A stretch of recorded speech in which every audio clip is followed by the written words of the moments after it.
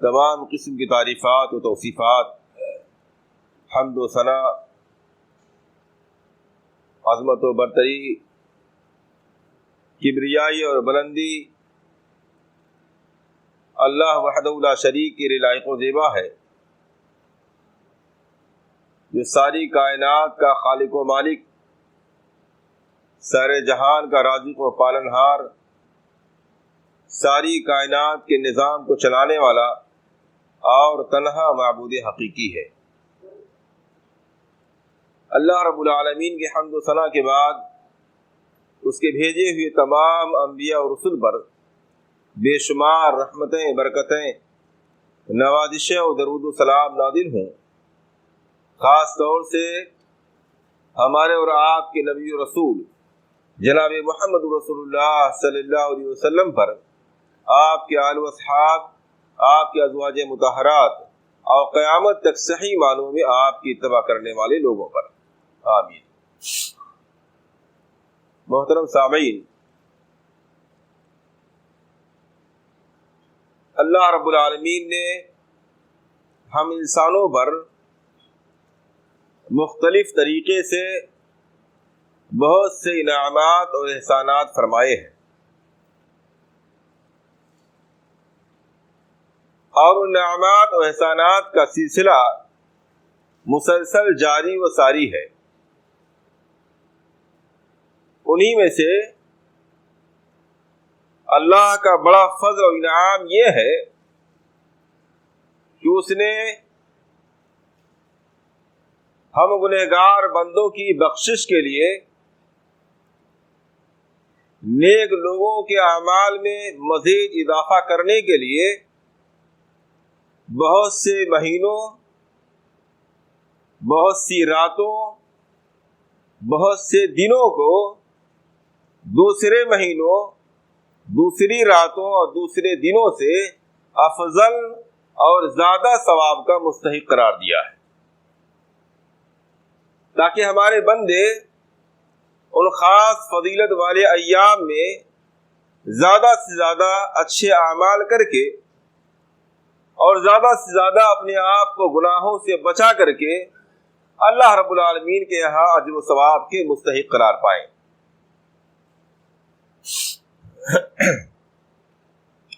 انہی افضل ایام میں سے وہ 10 ایام بھی ہیں جن سے ہم اور آپ گزر رہے ہیں،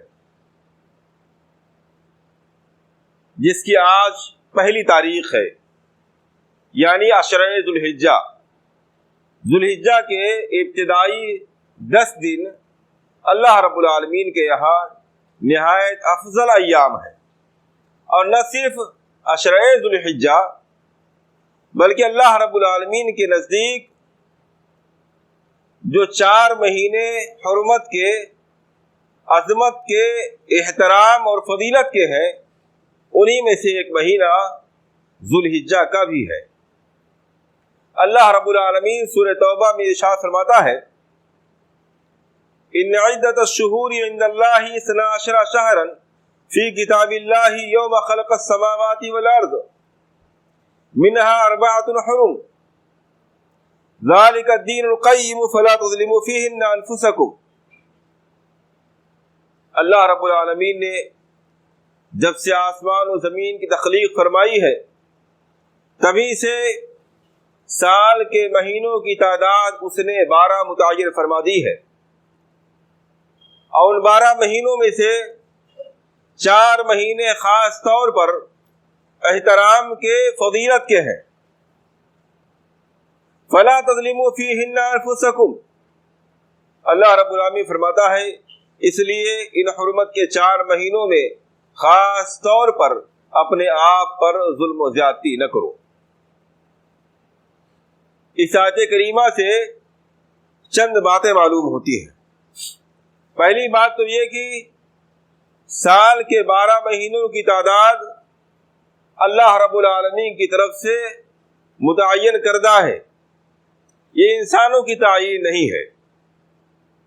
دوسری بات یہ معلوم ہوئی کہ ان 12 مہینوں میں اللہ رب العالمین کے نزدیک 4 مہینے بڑے احترام اور عزت اور حرمت کے ہیں، اللہ کے رسول صلی اللہ علیہ وسلم نے ان 4 مہینوں کی تشریح کرتے ہوئے فرمایا کہ وہ جو 4 مہینے حرمت کے ہیں وہ ذوالقعدہ، ذوالحجہ، محرم اور رجب کا مہینہ، یہ 4 مہینے اللہ رب العالمین کے نزدیک حرمت کے، احترام کے، فضیلت کے ہیں۔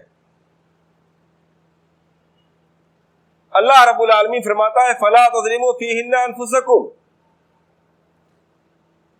یہ چوتھی بات اس آیت کریمہ سے معلوم ہوئی کہ یوں تو انسان کو کسی بھی دن اور کسی بھی مہینے میں ظلم نہیں کرنا چاہیے، لیکن جن مہینوں کو، جن دنوں کو، جن راتوں کو اللہ رب العالمین نے دوسرے دنوں، مہینوں اور راتوں کے مقابلے میں افضل قرار دیا ہے، ان میں خصوصیت کے ساتھ اللہ رب العالمین کی نافرمانی سے پرہیز کرنا چاہیے۔ فَلَا تَظْلِمُوا فِيهِنَّ أَنفُسَكُمْ، ان حرمت کے مہینوں میں اپنے آپ پر ظلم نہ کرو۔ اپنے آپ پر ظلم کرنے کا معنی ہے کوئی بھی خلاف شریعت کام نہ کرو۔ شریعت کے خلاف جو بھی کام کیا جاتا ہے وہ ظلم ہے، اور اللہ رب العالمین نے فرمایا اپنے آپ پر ظلم نہ کرو۔ یہ مراد نہیں ہے کہ دوسروں پر ظلم کر سکتے ہو، مراد یہ ہے کہ جو کچھ بھی ظلم و زیادتی کرو گے، جو کچھ بھی گناہ کا، معصیت کا، نافرمانی کا کام کرو گے، اس کا وبال، اس کی مصیبت اور اس کی سزا خود تمہاری طرف لوٹ کر کے آنے والی ہے۔ اس لیے اگرچہ بظاہر دیکھنے میں آپ دوسرے پر ظلم و زیادتی کریں، دوسرے کو گالی گلوچ دیں، دوسرے کے ساتھ مار پیٹ کریں، دوسرے کی غیبت و چغلی کریں، دوسرے کے حقوق آپ تلف کر رہے، بظاہر دیکھنے میں یہ ساری چیزیں دوسروں کے ساتھ ظلم و زیادتی معلوم پڑتی ہیں، لیکن چونکہ اس ظلم و زیادتی کا وبال، اس ظلم و زیادتی کی سزا انسان کی طرف خود لوٹ کر کے آنے والی ہے، اس لیے ظلم و زیادتی کرنے والا آدمی حقیقتاً خود اپنے آپ پر ظلم کرتا ہے۔ اللہ رب العالمین نے ان 4 مہینوں میں ہمیں کرنے کے کاموں سے زیادہ رکنے کے کام کی ترغیب دی ہے، اور اگر آپ پورے دین کو اٹھا کر کے دیکھیں تو آپ کو معلوم ہوگا کہ اسلام میں کرنے کے کام کم اور رکنے کے کام زیادہ ہیں۔ پورے دین کا جائزہ لے کر کے آپ دیکھیے، کرنے کے کام بالکل گنتیوں میں ہیں اور رکنے کے کام بے شمار ہیں۔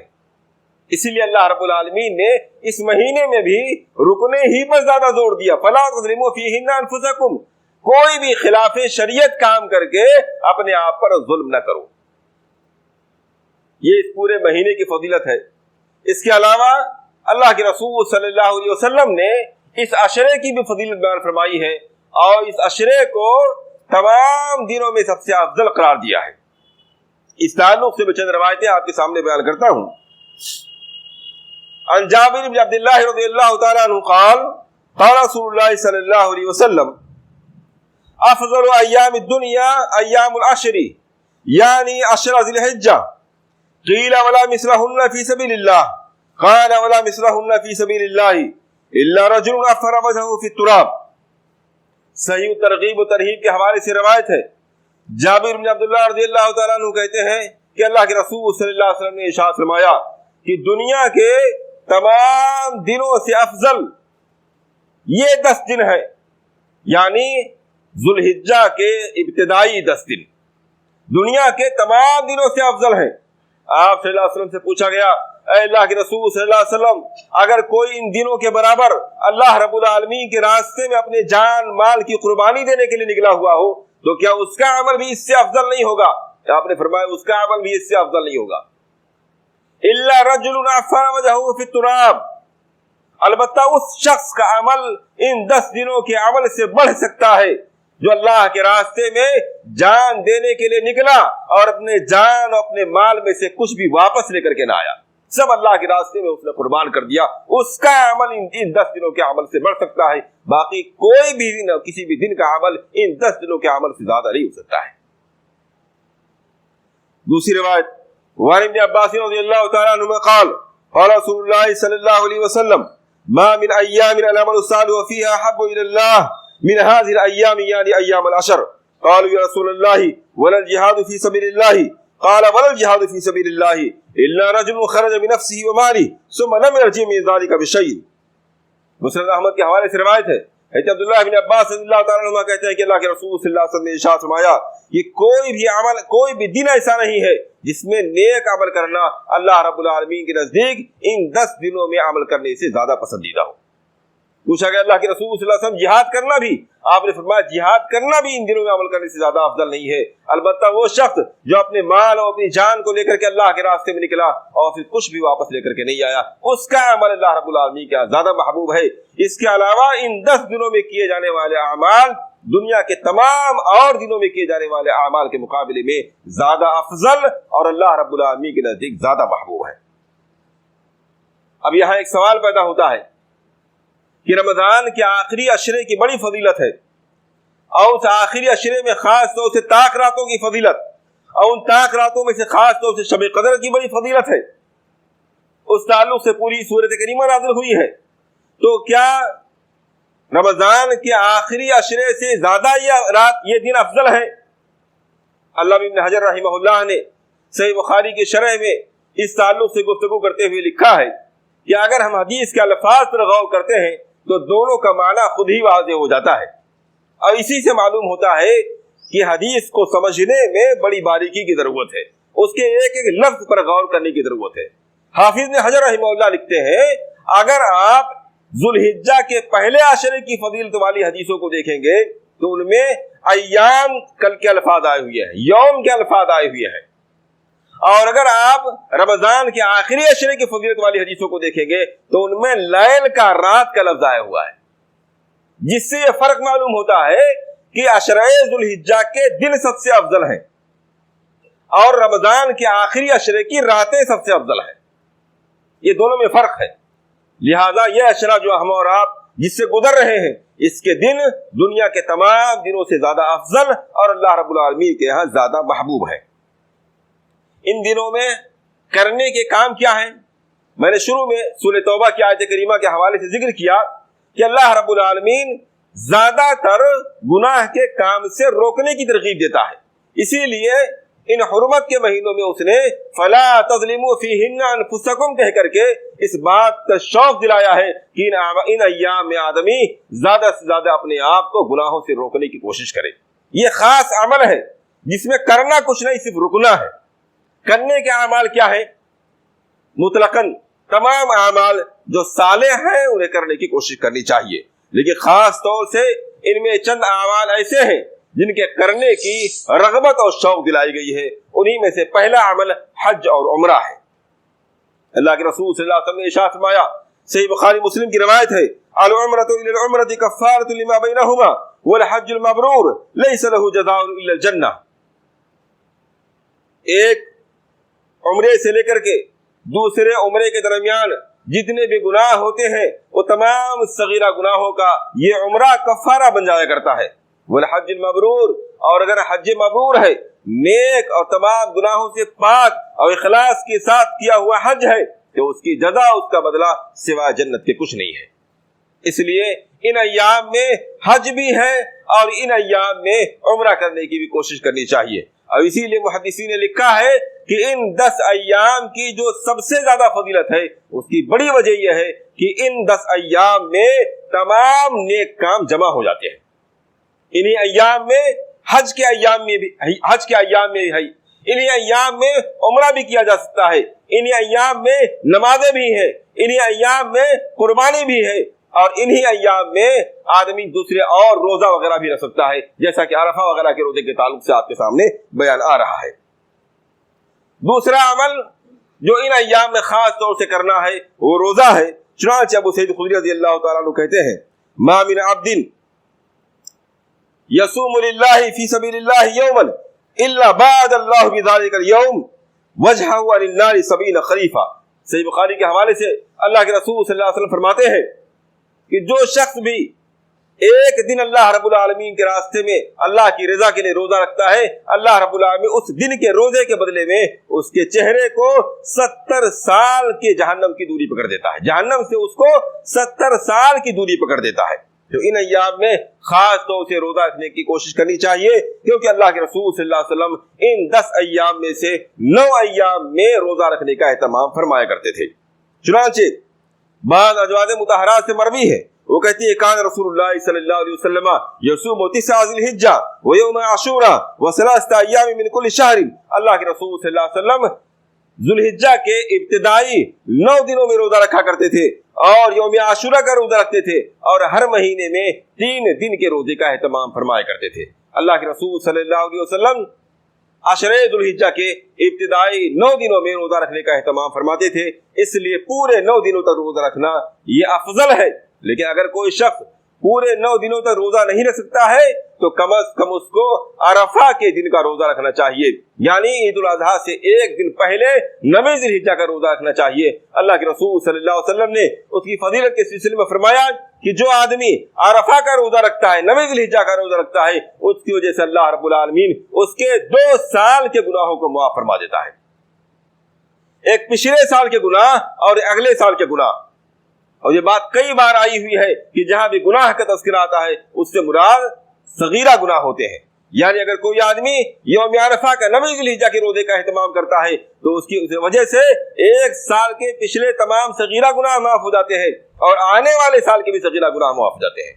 اور اگر اس نے گناہ نہیں کیا ہے یا اس کے گناہ دوسرے اعمال کی وجہ سے معاف ہو چکے ہیں تو اس روزے کی وجہ سے اس کے درجات بلند کر دیے جاتے ہیں۔ اسی طرح اگر آئندہ سال اس نے گناہ نہ کیا یا آئندہ سال وہ زندہ نہ رہا تو اس روزے کی وجہ سے اس کے درجات بلند کر دیے جاتے ہیں، اس کا جو ثواب میں اضافہ کر دیا جاتا ہے۔ 1 دن کے روزے کی فضیلت یہ ہے کہ اللہ رب العالمین اس کی وجہ سے 2 سالوں کے گناہ صغیرہ گناہوں کو معاف فرما دیتا ہے، اتنی اہمیت و فضیلت ہے۔ اسی طرح تیسرا عمل جو خاص طور سے ان ایام میں کرنے کی کوشش کرنی چاہیے وہ اللہ رب العالمین کا ذکر ہے۔ اللہ کے رسول صلی اللہ علیہ وسلم فرماتے ہیں ما من ایام اعظم عند اللہ ولا احب الیہ العمل فیہن من هذه الايام العشر فاکثروا فیہن من التہلیل والتکبیر والتحمید۔ اللہ کے رسول صلی اللہ علیہ وسلم فرماتے ہیں ان 10 دنوں سے زیادہ کسی بھی دن میں عمل کرنا اللہ رب العالمین کے نزدیک محبوب نہیں ہے، اس لیے ان 10 دنوں میں خصوصیت کے ساتھ اللہ رب العالمین کا ذکر کیا کرو، اللہ رب العالمین کی تسبیح، اس کی تحلیل، اس کی تحمید کیا کرو، سبحان اللہ، الحمدللہ، لا الہ الا اللہ، اللہ اکبر، اور اس طرح کے دوسرے کلمات کے ذریعہ خصوصیت کے ساتھ اللہ رب العالمین کا کثرت کے ساتھ ان دنوں میں ذکر کرنے کی کوشش کرنی چاہیے۔ اسی طرح چوتھا عمل جو ان ایام میں خصوصیت کے ساتھ کرنا چاہیے وہ قربانی ہے۔ قربانی ان ایام کے اعمال میں سے سب سے افضل عمل، اور قربانی کا دن ان 10 ایام میں سب سے افضل دن ہے۔ یوم النحر قربانی کا دن ان 10 دنوں میں سب سے افضل دن، اور قربانی کا عمل ان 10 دنوں میں کیے جانے والے تمام اعمال میں سب سے افضل عمل ہے۔ اور اسی لیے آپ دیکھیں اللہ کے رسول صلی اللہ علیہ وسلم مدینہ تشریف لانے کے بعد میں 10 سال تک مدینے میں قیام فرماتے ہیں، اور صحابہ بیان فرماتے ہیں کوئی 1 سال بھی ایسا نہ گزرا کہ جس میں اللہ کے رسول صلی اللہ علیہ وسلم نے قربانی نہ کی ہو۔ آپ جانتے ہیں آپ صلی اللہ علیہ وسلم کی زندگی مشکلات سے، دشواریوں سے، دشمنوں کے حملوں سے، جہادی زندگیوں سے گھری ہوئی ہے۔ آپ صلی اللہ علیہ وسلم پوری زندگی سکون سے، چین سے بیٹھنے نہ پائے۔ آپ صلی اللہ علیہ وسلم کے گھریلو حالات یہ ہے کہ خود ازواج مطہرات بیان کرتی ہیں کہ اللہ کے رسول صلی اللہ علیہ وسلم کے گھر میں ایک مہینہ ایسا گزر جایا کرتا تھا کہ آپ کے گھر میں چولہا نہیں جلا کرتا تھا، ہمارا گزارا 2 کالی چیزوں پر یعنی پانی اور کھجور پر ہوا کرتا تھا۔ یہ سارے حالات نبی اکرم صلی اللہ علیہ وسلم کی زندگی کے ہیں جنہیں آپ معلوم ہے، جانتے ہیں۔ آپ صلی اللہ علیہ وسلم بعض دفعہ بھوک سے تڑپ رہے ہوتے ہیں، واقعات سیرت کی کتابوں میں موجود ہیں۔ اللہ کے رسول صلی اللہ علیہ وسلم نکلتے ہیں، آپ کے ساتھ ابوبکر صدیق بھی مل جاتے ہیں، اس کے بعد عمر فاروق بھی مل جاتے ہیں، سب بھوک سے پریشان ہیں۔ اللہ کے رسول صلی اللہ علیہ وسلم ایک باغ میں جاتے ہیں، باغ کا مالک کھجور لا کر کے دیتا ہے، اللہ کے رسول صلی اللہ علیہ وسلم کھجور کھاتے ہیں، پانی پیتے ہیں اور فرماتے ہیں ثم لتسألن یومئذ عن النعیم، یہ جو نعمتیں تم کو ملی ہیں ان نعمتوں کے بارے میں قیامت کے دن سے پوچھا جائے گا۔ اللہ کے رسول صلی اللہ علیہ وسلم کا حال یہ ہے، گھریلو حالات یہ ہے، سیاسی معاملات یہ ہے، تنگی کا عالم یہ ہے، مگر صحابہ بیان فرماتے ہیں کہ کوئی 1 سال بھی ایسا نہ گزرا جس میں اللہ کے رسول صلی اللہ علیہ وسلم نے قربانی نہ کی ہو، بلکہ بعض دفعہ اللہ کے رسول صلی اللہ علیہ وسلم نے 2 قربانیاں فرمائی ہیں۔ अल्लाह के रसूल सल्लल्लाहु अलैहि वसल्लम कुर्बानी का इतना एहतमाम फरमाया करते थे, इसलिए कुर्बानी का एहतमाम फरमाते थे। इसमें बहुत से असबाब पोशीदा हैं, वो इंशाअल्लाह किसी और मौके पर बयान किए जाएंगे। और उसमें से खास बात यह है कि उस नबी की सुन्नत है, यह कुर्बानी उस नबी की सुन्नत है जिस नबी को हमारे नबी के लिए उसवा करार दिया गया है। बहुत अजीम शान बात है। अल्लाह के रसूल सल्लल्लाहु अलैहि वसल्लम हमारे आपके लिए उसवा है। लक़द कान लकुम फी रसूलिल्लाहि उस्वतुन हसना, पूरी उम्मत मुहम्मदिया के लिए उसवा है, नमूना है। और इब्राहीम अलैहिस्सलाम को अल्लाह रब्बुल आलमीन रसूलुल्लाह सल्लल्लाहु अलैहि वसल्लम के लिए उसवा और नमूना करार देता है। ऐसी शख्सियत से मंसूब वाक़या है। इसलिए अल्लाह के रसूल सल्लल्लाहु अलैहि वसल्लम तमाम तर तंगियों परेशानियों के बावजूद हर साल कुर्बानी का एहतमाम फरमाया करते थे। और अल्लाह के रसूल सल्लल्लाहु अलैहि वसल्लम हुक्म देते हुए फरमाते थे, या अय्युहन्नास इन्ना अला कुल्ली अहली बैतिन फी कुल्ली आमिन उज़हिया, ऐ लोगो, ऐ मुसलमानों, हर मुसलमान पर, हर इस्तिताअत रखने वाले शख्स पर हर साल हर घर की तरफ से एक कुर्बानी जरूरी है। आप फिक़ही इख्तिलाफात में मत जाइए, ये फर्ज है कि वाजिब है या सुन्नत है। नबी अकरम सल्लल्लाहु अलैहि वसल्लम के क्या अल्फाज थे और आप सल्लल्लाहु अलैहि वसल्लम का क्या एहतमाम था, और कुर्बानी न करने पर आप सल्लल्लाहु अलैहि वसल्लम के अल्फाज की शिद्दत क्या थी, इस पर आप देखिए। अल्लाह के रसूल सल्लल्लाहु अलैहि वसल्लम फरमाते हैं, हर घर वाले की तरफ से हर साल कुर्बानी करना जरूरी है। हर घर वाले से मुराद कौन है? वो तमाम लोग जिनकी आमदनी अलग है, अगरचे वो सारे लोग एक साथ खाते हों, एक घर में एक छत के नीचे क्यों न रहते हों, अगर आमदनी अलग है तो जिन लोगों की आमदनी अलग है वो सब लोग अलग घर के लोग कहलाएंगे। मिसाल के तौर पर किसी घर में 4 भाई हैं, एक साथ रहते हैं, एक छत के नीचे रहते हैं, एक साथ सबका खाना भी पकता है, लेकिन सिर्फ खाने के मामले में एक है, घर के मामले में एक है, आमदनी के मामले में चारों अलग अलग है। चारों की अलग अलग आमदनियां हैं, चारों भाई अपने अपने आमदनी के अलग अलग जिम्मेदार हैं। तो ये चारों अफराद 4 घर के अफराद कहलाएंगे और उन चारों पर कुर्बानी करना जरूरी होगा। चूल्हा निसाब का मालिक होना या एक छत के रहना यह असल नहीं है। असल यह है कि आमदनी एक साथ रखी जा रही है, सारी आमदनियों का जिम्मेदार एक आदमी है, ये तमाम भाई अपने अपनी आमदनियों के जिम्मेदार हैं। अगर सारे भाई अपनी अपनी आमदनियों के जिम्मेदार हैं तो सारे भाइयों के लिए अलग अलग कुर्बानी करना जरूरी है। इसी तरह बाज़ दफा हमारे यहाँ ये गलतफहमी पैदा हो जाती है कि घर का जिम्मेदार तो वालिद या वालिदैन है, इसलिए अगरचे 4 भाई हैं, चारों भाइयों के असर गार्जियन तो वालिदैन हैं, इसलिए वालिदैन की तरफ से कुर्बानी कर दीजिए, काफी हो जाएगी। इस ताल्लुक से एक बात बहुत अच्छी तरीके से हमको समझ लेनी चाहिए, कुर्बानी उस पर जरूरी है जिसके पास उसात हो।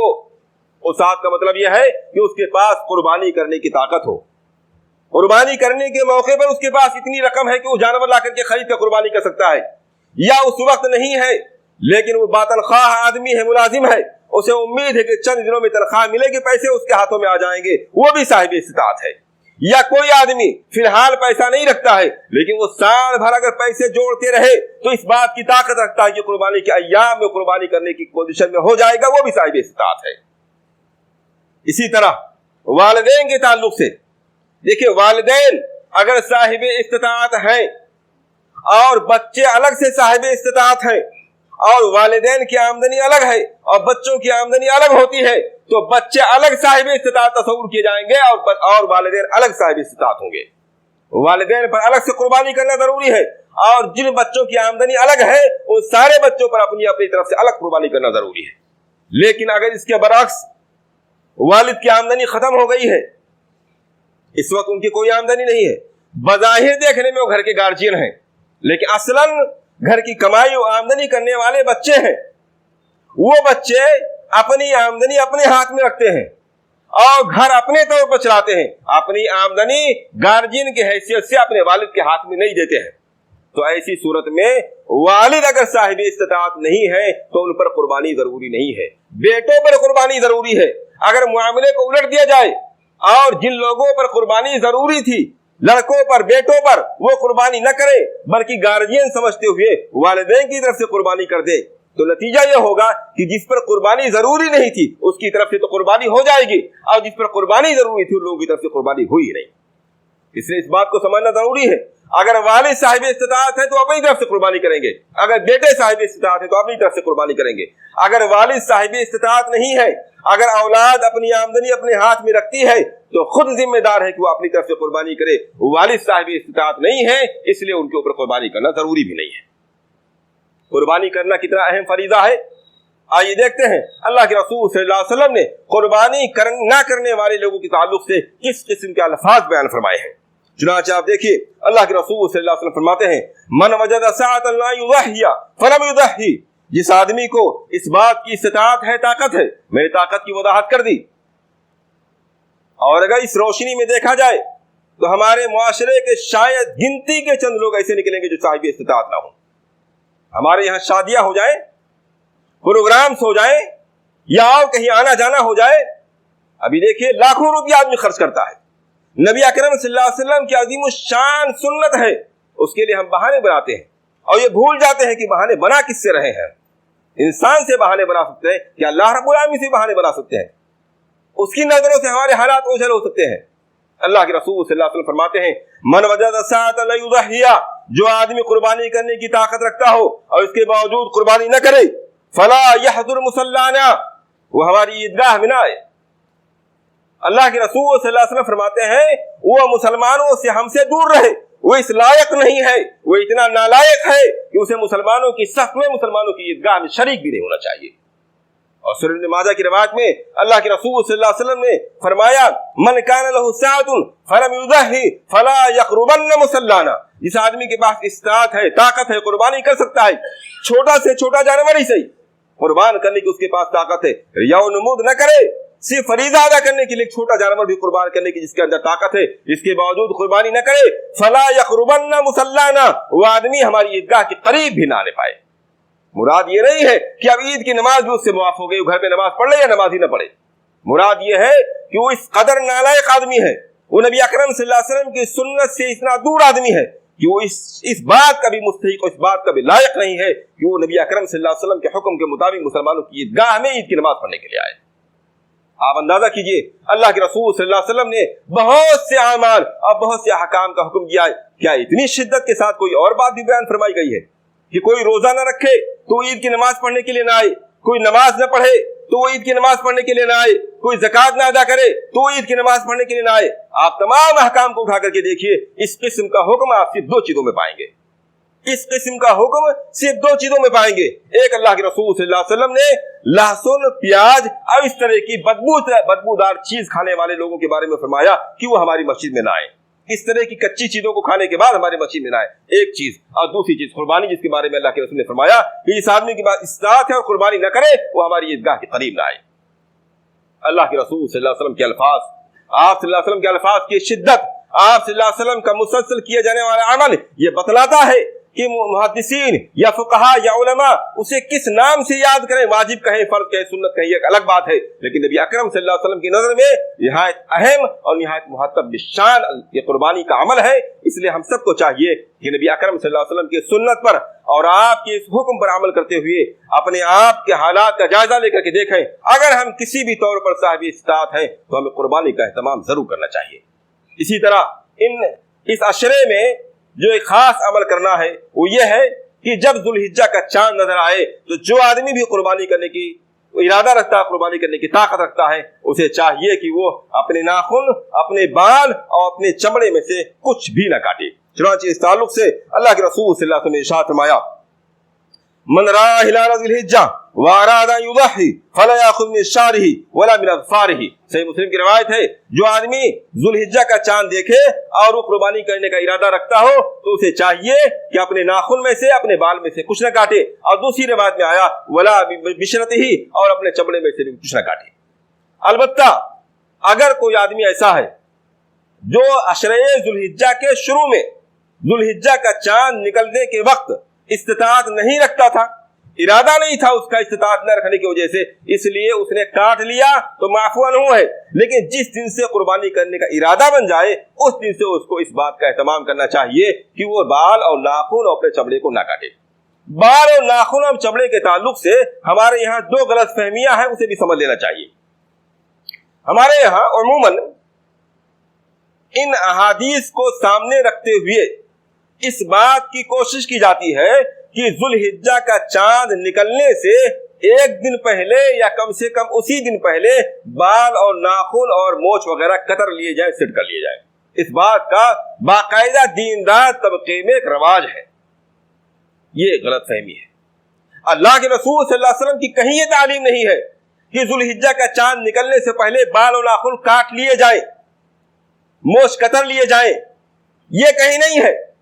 बल्कि दरअसल अल्लाह रब्बुल आलमीन ये चाहता है, रसूल अकरम सल्लल्लाहु अलैहि वसल्लम ये चाहते हैं कि इन 10 अय्याम में आदमी के बाल और नाखून इतने बढ़ जाएं कि उसे महसूस हो और देखने वाले को मालूम हो कि वो अल्लाह के रसूल सल्लल्लाहु अलैहि वसल्लम के हुक्म के मुताबिक इन तमाम चीजों को छोड़े हुए है। इसलिए हमारे यहाँ जुल्हिज्जा का चांद निकलने से पहले जो बाल को कतरने और छोटा करवाने का रवाज है, इसका कहीं भी हुक्म मौजूद नहीं है। ऐसे ही दूसरा हमारे यहाँ एक रवाज ये है कि कुर्बानी करने के बाद उसी दिन या अगर ना हो सके तो दूसरे दिन आदमी कोशिश करके बिल इरादा और बाज़ दफा सवाब समझ करके अपने बालों को कतरने का, मोछ को छोटा करवाने का या नाखून को काटने का एहतमाम करता है। ऐसा कतान वाजिब और जरूरी नहीं है। अगर मौका है, मोछ बड़े हो गए हैं, मोछ के बाल बड़े हो गए हैं या नाखून बड़े हो गए हैं, आप कतर सकते हैं, जायज है। लेकिन ये कोई सुन्नत का तरीका नहीं है, ये कोई जरूरी चीज नहीं है, सवाब समझ करके नहीं करना चाहिए। इसी तरह मैं एक बात की तरफ और तवज्जो दिलाऊं, ये 10 अय्याम उन लोगों के लिए बहुत अहम है जो किसी वजह से, किसी गफलत में, किसी मुआशरे की शर्म हया की वजह से दाढ़ी रखने से पीछे हटे हुए हैं। ये 10 अय्याम उनके लिए बहुत अहम है। इन 10 अय्याम में अगर वो दाढ़ी रखने का एहतमाम करें, दाढ़ियों को कतरने से, दाढ़ियों को तराशने से परहेज करें, तो इन 10 दिनों में इंशाअल्लाह अज़ीज़ एक उनकी एक दूसरी शबाहत, एक शक्ल निकल करके आएगी और उसकी वजह से उनके अंदर वो शर्म व हया का मादा खत्म हो जाएगा, एक जज्बा पैदा होगा और मुमकिन है कि अल्लाह रब्बुल आमीन इन 10 दिनों के इस अमल की बरकत से और दिनों में दाढ़ी रखने की तौफीक इनायत फरमा दे। इसलिए जो लोग किसी वजह से दाढ़ी नहीं रख सकते हैं, उन्हें जानना चाहिए कि नबी अकरम सल्लल्लाहु अलैहि वसल्लम की यह दायमी सुन्नत है। दाढ़ी रखना नबी अकरम सल्लल्लाहु अलैहि वसल्लम की दायमी सुन्नत है। पूरी जिंदगी आप सल्लल्लाहु अलैहि वसल्लम ने दाढ़ी रखी है। जो आदमी दाढ़ी काटता है या दाढ़ी तराशता है, दोनों किस्म के लोग नबी अकरम सल्लल्लाहु अलैहि वसल्लम की सुन्नत से मुंह फेरने वाले हैं। दोनों किस्म के लोग, दाढ़ी काटने वाले लोग भी इसमें शामिल हैं, जिनकी दाढ़ियां काफी बड़ी तो जरूर है, लेकिन वो उसको तराशते हैं, खराशते हैं, सेट करते हैं। वो ये ना समझे कि दाढ़ियों की लंबाई से सुन्नत पहुंच चुके हैं, वो भी सुन्नत के खिलाफ है। ऐसे ही दाढ़ियों का तराशना और छीलना भी नबी अकरम सल्लल्लाहु अलैहि वसल्लम की सुन्नत की सरीह खिलाफ वर्जी है। इन 10 अय्याम में अगर इस सुन्नत का एहतमाम किया जाए तो बहुत मुमकिन है कि अल्लाह रब्बुल आलमीन आम दिनों में भी इस सुन्नत पर अमल करने की तौफीक इनायत फरमा दे। हम सबको चाहिए कि इन 10 दिनों के अमाल का खास लिहाज रखें और इन 10 दिनों में किसी भी तरीके से कोई छोटा बड़ा गुनाह करने से अपने आप को बचाने की कोशिश करें। अल्लाह रब्बुल आलमीन से दुआ है कि हमें इसकी तौफीक इनायत फरमाए। आमीन। व आखिरु दावाना अनिल हम्दुलिल्लाहि रब्बिल आलमीन।